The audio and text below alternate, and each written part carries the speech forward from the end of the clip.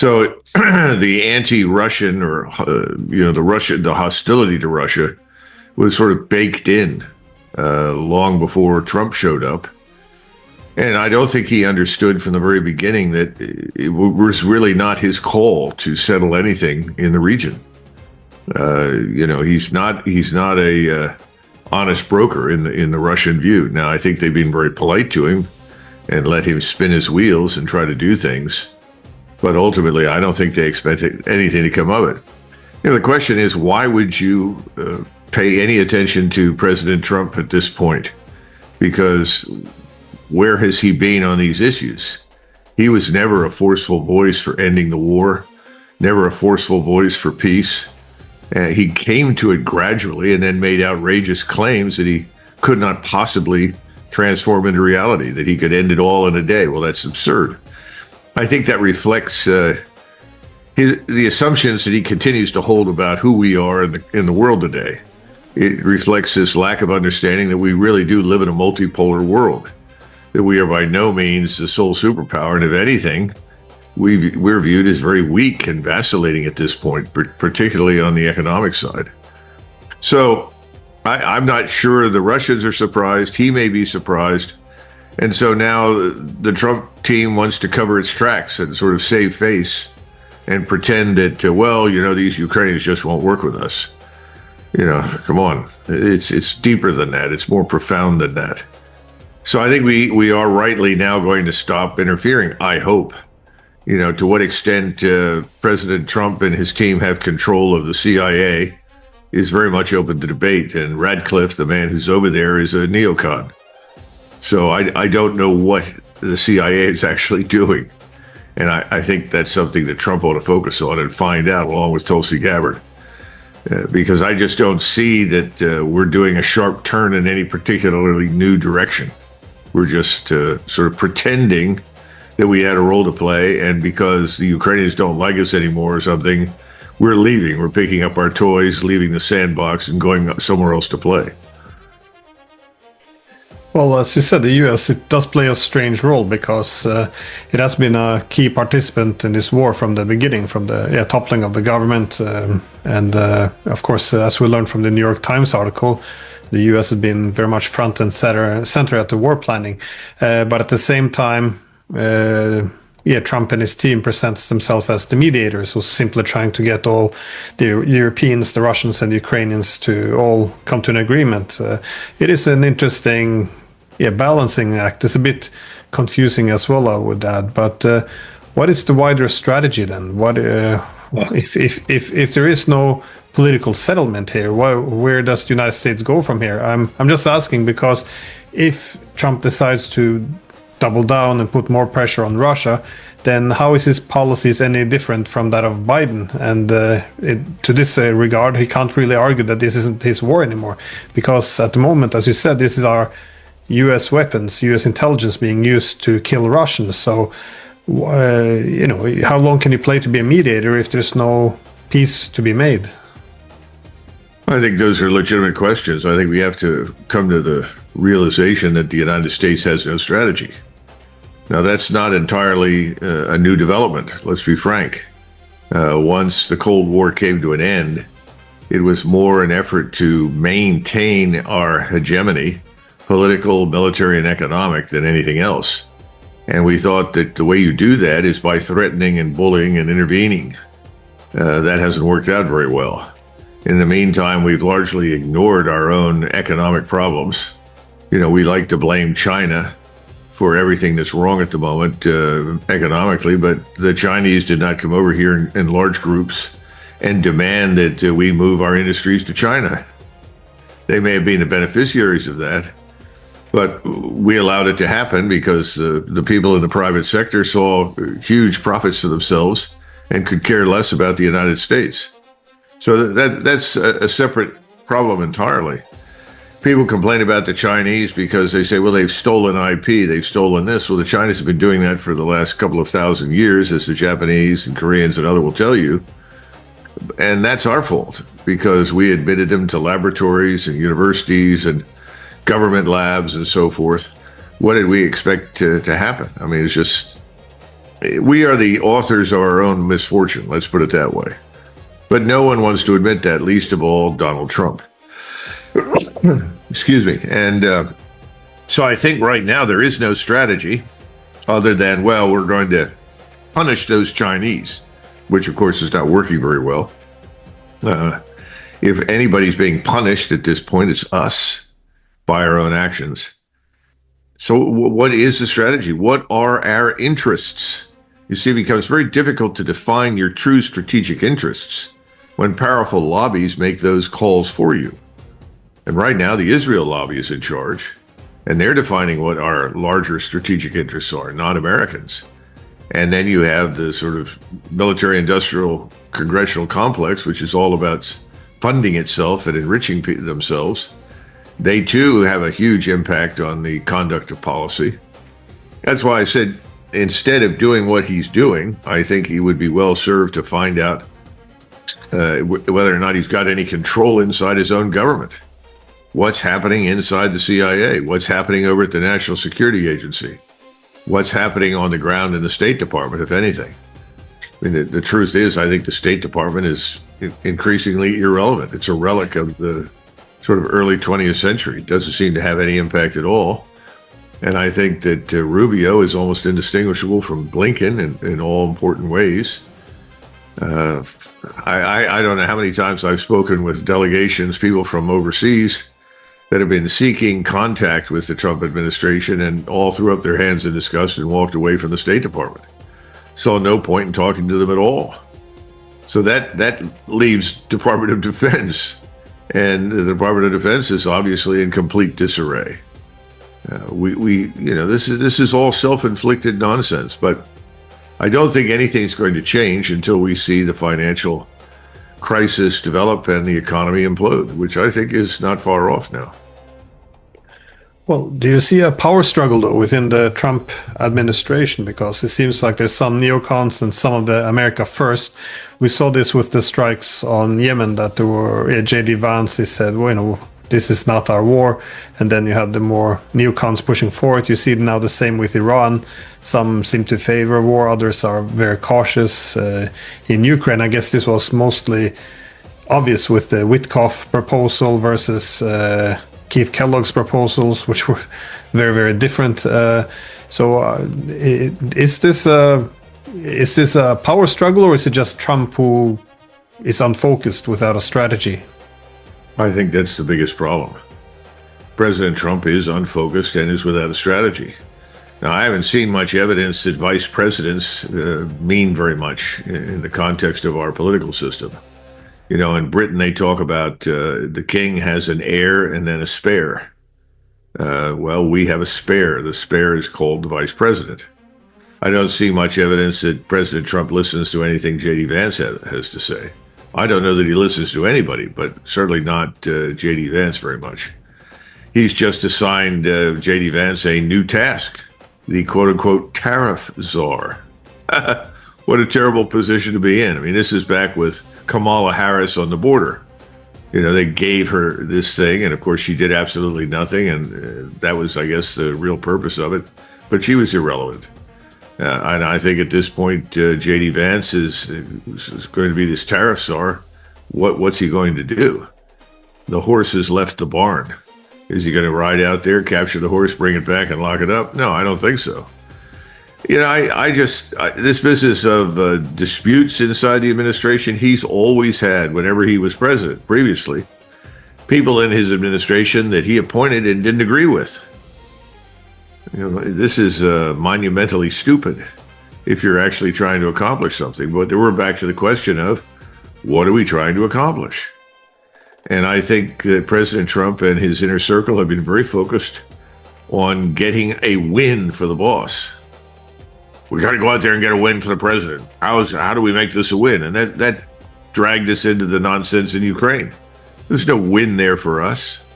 We should never been in the place. So the smart thing for him at the very beginning was to say, look, I didn't support this. I didn't want this. So I'm ending all future aid to Ukraine.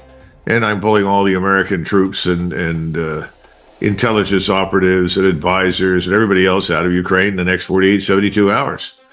Forget it. Leave. The Europeans then would have moaned and groaned, but there's not a great deal they can do about it.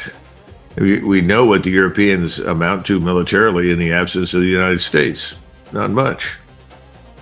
And this goes all the way back to the Second World War. I mean, we had no strategy per se in the Second World War. We never had an interest in the destruction of Japan. We never had an interest in the destruction of Germany. So what were we doing? What was this unconditional surrender about? Why were we bombing everyone into the Stone Age? We did it because we could do it. No thought was given to what happens when the Japanese field armies are removed from Manchuria and Korea. Who fills the vacuum? What happens if you force the German military establishment to its knees and destroys it? Well, you open the floodgates to communism and Stalin. No thought, no imagination, a complete failure of imagination, and ideologically driven hatred that is always part of the American way of war. You have to go back to Wilson, suddenly decides to turn old Kaiser Wilhelm into some sort of evil satanic figure. It's absurd. It doesn't make any sense at all.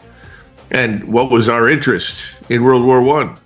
Did we really just want to rescue the banks in England and Paris? Are we just rescuing, imperialists? What did we go there for? What was our interest in that? I mean, none of these questions have ever been asked intelligently. So we're very poor in terms of developing strategy. There is no end state in mind. The end state is Germany's destroyed, Japan is destroyed, we win. That cost us, 50 years and trillions of dollars, and compelled us to stay overseas in places we didn't want to be. So here we are 80 years later after World War II, and what are people talking about? Withdrawing forces. It's going to happen because we have this other problem, and that is the mismanagement of the economy, and the financial crisis is developing. Remember that one of the promises made in the context of the tariffs privately was, we're the big market, everybody needs us, no one can live without us, and once we do these things, foreign capital will pour in to our treasury markets, because that's how we finance ourselves. Foreign capital pours in, buys up the treasuries, and that's how we finance our government, because we can otherwise not cover the shortfall in spending. The problem is we no longer have the manufacturing base we once did. We don't have the opportunity to employ tens of millions of people today as we once did. And that's the problem with the illegal aliens. You've got 51 million people who are illegally inside the United States. Well, how do they live? Who's paying for their health care, their education? Who is putting up with the widespread law-breaking and criminality? Well, we are. But at a point in time where we can't afford it. It's just beyond our means. So there is no strategy, period. And I think everything is impulse-driven. Trump wakes up and says, I want to get those Chinese. Okay, everybody on board. And off we go. And then somebody comes back a few days later and says, this is probably not a great idea. So how do we get out of this? Well, we can't just say we were wrong and made a mistake. That's impossible. So I think your question is a valid one. I don't have a good answer because I see no strategy. I saw no strategy under Biden. I haven't seen any strategy anywhere, certainly since the end of the Cold War, and even that was of questionable utility. I mean, it was this business of containment, but containment then became an opportunity to intervene in a place like Southeast Asia and Vietnam, which made no sense. It had nothing to do with the Soviets. That's an interesting comparison because in World War I, the demonization of Germany, it became almost a substitute for a strategy. And indeed, Henry Kissinger, he made a similar remark back in, well, I can't remember when it was. He wrote that the demonization of Vladimir Putin wasn't a strategy. It became the excuse for not having one, effectively. So it does appear that the hatred of opponents is doesn't take us anywhere But then look at the people who profit from these things. Are they behind it? Do they have a hand in this? I mean, I think they probably do. I think the bankers, the financiers, they absolutely have a hand in this. And business is good for the hill. I mean, their view is it's the old expression, war is the health of the state. And that's the way they look at it. Whenever we go to war, we make money. The fact that we may lose trillions in the process and tens of thousands and kill hundreds of thousands, none of that makes any difference. The bottom line is we profit everything. The stock market roars ahead. Check all the investments in the big five defense industries. Everything's just great. Well, what would be your strategy then? Because, you're a former retired colonel in the U.S. Army. You've spoken to Trump in the past. You're the CEO of Our Country, Our Choice. Have you made up some thoughts with the direction you think the United States should go, especially in terms of its relationship with Ukraine and Europe? Should it just decouple, or how do you see, well, I guess a better approach, a better American policy to, I guess, adjust to this new multipolar world? Well, I think the first point of any American strategy, and I think this will eventually happen because we are simply going to be financially ruined and have no choice, but number one is hemispheric defense. In other words, we should defend the Western Hemisphere, our interests in the Western Hemisphere, as well as our continental empire. People talk about the empire. We are an empire. The empire was built from the Atlantic to the Pacific, and that should have been enough. We all know now that for various reasons we were seduced into joining the British in the scramble for empire, and that got us into the Spanish-American War and Puerto Rico, the Cuba, the Philippines, and all these things. But I think number one is hemispheric defense. Number two is we have an interest in doing business with everyone. There was this business of treating countries as permanent enemies, particularly countries that don't necessarily agree with us on all of our policy positions, is catastrophic. We did not have that opinion back before the First World War. We tended to view, places from the standpoint of what's in it for us. Why should we be involved in China? Is there some particular vital strategic interest that justifies our presence there?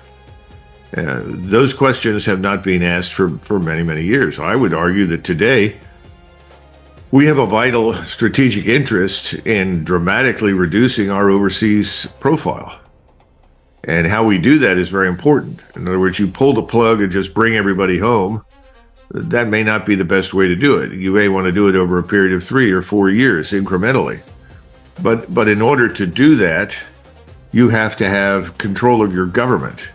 You have to have a stable, long-term end state that everybody understands and is striving to achieve. We don't have that.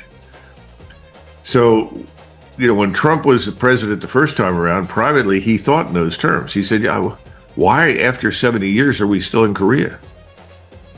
Why after 70 years are we still in Europe? What are we doing in Germany? What are we doing, in Japan and on and on? I mean, he asked those questions.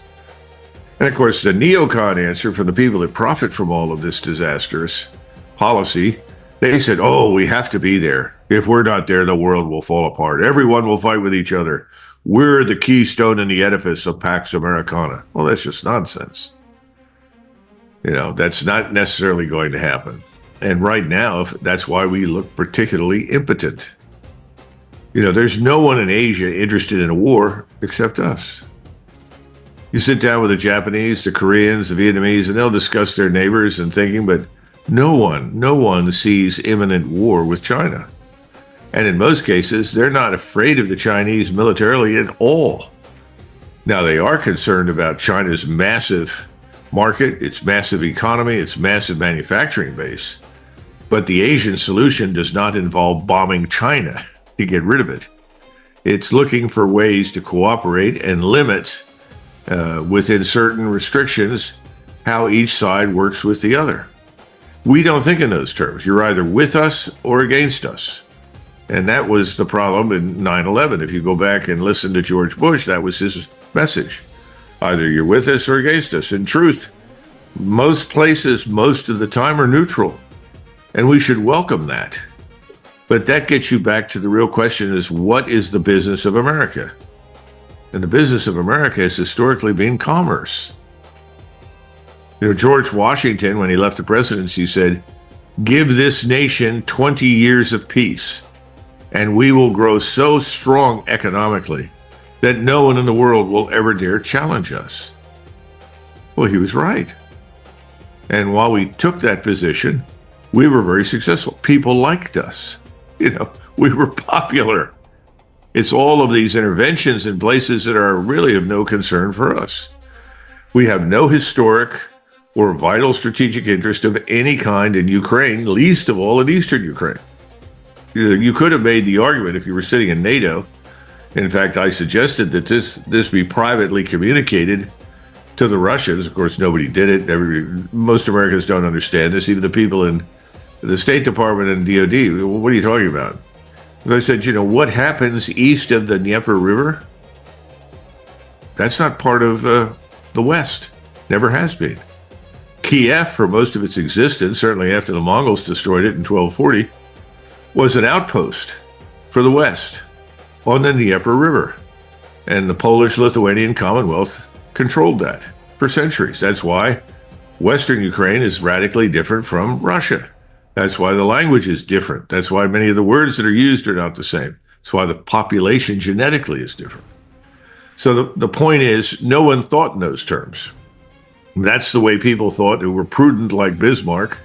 You know, when the Russian foreign minister said, we want control of the Bosporus in 1879, and asked Bismarck, you know, what will Germany's position be on this? He said, well, we have no interest in the Bosporus. You know, it doesn't make any difference to us who ultimately controls it as long as commerce can pass through it. But Bismarck was very clever, and he understood that the British would be horrified because the last thing they wanted was a Russian fleet coming out of the Black Sea into the Mediterranean that might put British control of the Suez Canal at risk. Ultimately, that's why there was no war between Russia and the Ottoman Empire, because the British weighed in. And again, the Russians went back to the Germans and said, well, if we go to war down there, will you support us? And again, the answer came back, you know, we're not going to fight a war in the Balkans. I mean, Germans have no interest down there. We got to get back to thinking more rationally and prudently and cast aside the emotion. But today, everything is emotion. And again, everything's impulse driven. You see that also being the challenge in Ukraine, because I find, especially in Europe, the emotional rhetoric to be, well, fascinating, because everyone seems to recognize that that the war is being lost. They recognize the situation will get worse every day we wait. It's also a fact that the majority of Ukrainians want the negotiations, but if you argue to anyone, well, perhaps we should negotiate an end to this war, you know, you're probably a Russian agent or a propagandist for Putin. I mean, it's extraordinary, the inability to have any rational conversations anymore. And people just assume that, well, if you just continue fighting Russia, then it's anti-Russian, which means it's de facto pro-Ukrainian. I mean, it's very simplistic thinking going on. The insistence that everything was unprovoked, that the Russians were unprovoked, they want to restore the Soviet Union, all of this. It's just that this very strong feelings built around this, and if anyone opposes it, they're seen as essentially taking the side of the Russians against us. It's I don't know how we ended up in this very emotional, sloganish rhetoric, but it's not very conducive to diplomacy, though. But well, I think people have lost their fear of war, which is a huge mistake. That's number one. I'll give you an example of something I experienced back in 1995. I had been sent to Sarajevo, and I ended up driving all over Bosnia-Herzegovina, and after about 35 days, I was brought back to Dayton to help draw the maps for new boundaries. for Bosnia-Herzegovina and Republika Srpska and so forth. In other words, how do you sort this child? And I remember sitting there talking to a Norwegian subsequently, and the Norwegian said something that the Americans were saying, that all sorts of people were saying. Well, you know, these Serbs and Croats and Bosniaks, they all speak effectively the same language. There's no difference between these people. This is silly. They're all effectively the same people. And I looked at this man and I said, well, they don't think so. So they get a vote. And number two, by the way, is there any particular reason why Norway should exist? What is the difference between Norway, Sweden, and Denmark? Why aren't they all one country? That would certainly seem to make a lot of sense to me. Well, you could imagine it. Well, that's wrong. No. Norwegians are very different from the Swedes. Okay, fine. So the Serbs and the Croats and the Bosniaks are all the same, but Norwegians and Swedes are fundamentally different. This is the sort of, what's the right word, malignant stupidity that is widespread in Europe. The first thing is to learn a little humility. Respect other people's views and what they think. Stop treating those things as though they are irrelevant. We do that all the time. You know, we went into Vietnam, didn't understand what was going on there. Nobody that went in militarily understood any of it. You know, during World War II, for instance, when we were bombing the living daylights out of Germany and Japan, Admiral Leahy, who's a little appreciated, unfortunately, he was the admiral who operated effectively as the senior military advisor for FDR. He'd been chief of naval operations. Roosevelt had known him for years when Roosevelt was the assistant secretary of the Navy. And he summoned during the war Arnold, who was chief of Army Air Forces and chief of all Army forces, Marshall, to the White House. And in the room, he had a private discussion.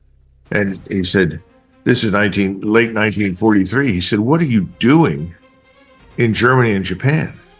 And they said, what do you mean, what are we doing? He said, don't you realize that you're destroying these countries? And after the war ends, we want to live with these people. You're making that impossible. And Arnold and Marshall were, what are you talking about? We were told to destroy Germany and Japan. So that's what we're doing. No thinking, no nuance. And it's not entirely their fault because they got no guidance from the highest levels. Roosevelt didn't think about it. So here's Leahy, who's trying to cross this chasm where there is no understanding, to get these generals to sit back and question what they're doing and try to think of, where do we want to be when the war ends? Now, just for your information, the British always understood what they wanted when the war ended: a bigger empire. And so whenever they had a conference with us in World War I or World War II, what was the focus? Enlarging the British Empire. So they looked for all the oil fields, all the ports, all the mineral deposits, all the mines. They had maps. They knew what they wanted when the war ended. They wanted to control all of these things. Now, my point is, we have nobody thinking in those terms. And I'm not advocating a war in which we should capture other people's mineral deposits or anything else. Quite the contrary. We have all that we need right here in Canada and the United States. Canada is very rich in rare earths and almost everything else you can think of. We ought to be doing a land office business with them. We have things in our country we haven't developed. My point is, there's no thinking. It's a huge lack of imagination, a failure of imagination. So everything's about destruction and total control. And that's not reasonable. It leads to disaster. And I think that's why we're on the road we are. But what do you do with a president like President Trump, who says, I support the mass murder and expulsion of millions of people from Gaza? And I don't care how many people are killed in Lebanon. And I don't particularly care how much of Syria Israel seizes and controls. And by the way, if they want to take the Sinai and move to the Suez, I'm not going to stop them. Well, Mr. President, you're in a lot of trouble then. Why are we involved in any of that? Doesn't make any sense at all. Our interests are not served by the Greater Israel Project. What are we interested in most of the world most of the time? Stability and prosperity. We want to do business. We want commerce. That's what we have historically been about. That's what we have historically done best. But we're not even interested in that anymore. I think the unipolar moments might have made us lazy and ignoring strategy, because under this we all became a bit like the British, well, in terms of maximizing only power. That is, the only source of stability is hegemony, and given that our hegemony is, advancing liberal democracy, it also makes it virtuous and all opposition essentially evil to be destroyed. So we don't really have much strategic thinking anymore. But just to finish off, circling back at to the negotiations, do you see a diplomatic path or possibility to end this war? Because many people point out that Zelensky is in a very difficult spot. If he makes concessions, the nationalists or the fascists will have him killed. If he doesn't make concessions, Ukraine will be destroyed. At the same time, what other concessions would the Russians be willing to make, given that they see this as an existential threat and they're effectively winning this? So is there actually a meeting point here, or does this war have to be finished on the battlefield? I know it sounds a bit crude and brutal, but how do you assess this situation? Well, two things. Sometimes wars end when civil war breaks out in one of the nations. I mean, ultimately, we had a sudden peace in November 1918, and that was because of unrest inside Germany itself. And there was this concern that Germany could be destroyed if it did not end the war because of the social, political unrest inside the country. I think that, frankly, you might see something like that in Ukraine, but tragically, so many millions of Ukrainians have left, and there aren't that many left for the size of the country. I don't know if that's even possible. Normally I would think someone like Zelensky would be put out of business by his own country and replaced by someone else who understands now's the time to come to a solution and rescue the country. So that's one example. I'm trying to think of another way to look at this that would be helpful. And I think you've got to go all the way back to Eisenhower in the 50s. If Eisenhower were the president of the United States and your prime minister came and said, we agree with you, Russia is a terrible danger and Russia has to be stopped and so forth, Eisenhower would smile and say, well, Russia hasn't invaded, has it? Russia hasn't attacked you, has it? Is there any evidence that the Russians are planning to do so? And the answers, I think, would be no. And so then Eisenhower would say, if I were a Norwegian and I was bordering Russia, a nation of 140 million, and I only had 5 or 6 million Norwegians, I would try to find a way to get along with my neighbor. And that's one of the reasons that Eisenhower was a big advocate for neutrality. He was delighted when Austria became neutral because he kept saying to everyone who would listen on the military side, we can't defend everything. We can't afford it. We don't have the forces large enough to defend these places. So we should neutralize more countries. He would have been fundamentally opposed to the enlargement of NATO because he said, this is crazy. How can we defend Romania? How can we defend Bulgaria? How can we defend the Baltic littoral? We can't. I mean, that's sort of like waving a red flag in the face of your potential opponent. So you're right, there has to be some rationality, but we're dealing with media and political activists, lobbies that are there to pursue their agenda with our resources, our forces, all at the expense of our strategic interests. So you've got to defeat that at home, much like you've got to get rid of Zelensky and halt this war before any more territory is lost, which I think is now inevitable. But no one seems to know how to do it. I mean, right now, if you're sitting there in Moscow, you're the chief of the general staff. Where would you want to be when the war ended? in Ukraine. I think I'd want to be on the Dnieper River line because that's a natural defensive position. That buys you some degree of security in a larger zone.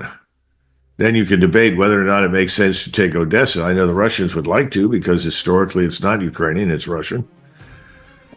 But they may decide that's more trouble than it's worth. I don't know. I don't know what the thinking is. Kharkov is another one. How much? I think the Russians will insist on that. But again, I don't know exactly what's going on. But from a purely military standpoint, if I were advising as a general officer in the Russian military, I'd say, Mr. President, let's stop at the river line. Let's hold that. Make that, the final limit of advance. If we still have problems, we can always cross it and march further west. But that would be my objective. And chances are very good that that could be accepted. That means the Russians, if they decide to pull back and give up some of it for some reason, can do so. I mean, quite frankly, they don't need to control all that territory, but what they do need to ensure is there are no Ukrainian or foreign forces on the east side of the river line, I suspect. Well, I wish there was some revival of strategic thinking. You're teaching, you're a professor. Yeah. Get out there and hammer this into people's heads. Tell people to put their emotions in check. That's our problem. Everything is emotion. None of it's reason. No, I agree. And at least in this country, they used to, during Cold War, to balance off deterrence with reassurance. So don't put the American or British up in the north. But now, reassurance means you have to recognize that the Russians have legitimate security concerns, which is appeasement now. So you can't even recognize their security concerns, which means you can't have reassurance, which means that the only instrument in the toolbox is deterrence, which is why we now have building American bases on our soil. We're going to make the Arctic a front line against the Russians. Again, diplomacy, we used to always say in all conflicts, at least start talking. Now diplomacy is also appeasement and dangerous. Indeed, concessions or even negotiations will be a reward for Putin, so we can't even talk anymore. So it's, I think the reason has gone out the window. I think this is my main concern. Yeah, no, I think you're right. Just one last anecdote that may illuminate this problem very well for all of us. I was privileged to listen in on a phone call that was conducted between Secretary of Defense Bill Perry back in '95 during these talks and senior military advisors. And what he said to them, at the time I was a promotable lieutenant colonel, I hadn't become a full colonel yet. He said to them, look, no agreement is better than a bad agreement. In other words, don't sign a peace agreement of any kind unless it makes sense. Secondly, we don't want any territorial outcome that includes Danzig corridors. In other words, we don't want to go through that again. And then finally, we want nothing that commits American ground forces for more than a few months in the Balkans. I thought Secretary Perry was 100% correct. You don't have to be a Democrat or a Republican to appreciate the intelligence and the viewpoint of a man like that. He was a good Secretary of Defense. Now, unfortunately, he wasn't heeded. And eventually, despite our best efforts to avoid the so-called Danzig corridor business, we ended up with something like that that reaches all the way to Srebrenica, the highway from the Bosniak Republic out to Srebrenica. Be that as it may, we ended up with a permanent fort down there in Kosovo, and we still have a presence, European military presence down in the Balkans, not much in American terms. But we are stuck in this Camp Bone Steel in Kosovo. So we got to get back to basics. And again, all of this stems from a failure to appreciate our limitations. And that's a huge problem for the United States. If you listen to President Putin, whenever he speaks, it's very clear that he sees limitations to Russian power and capability and interest. This man is not a fool. And he understands that the goal is to end this and get back to building prosperity, commerce. So when you say what is he ultimately going to do, he's already given a great speech about this to all of the economists and industrialists in Russia. And he said, forget the West.